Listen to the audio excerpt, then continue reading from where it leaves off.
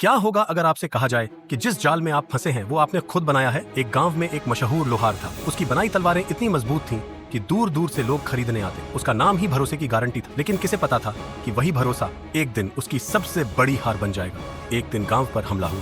हमलावरों ने लोहार समेत कई लोगों को जंजीरों में जकड़कर जंगल में छोड़ दिया।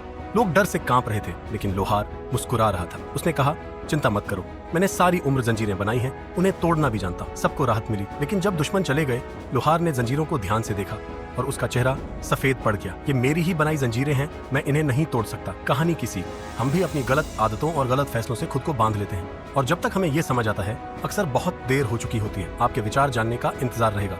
कमेंट बॉक्स में जरूर बताएं।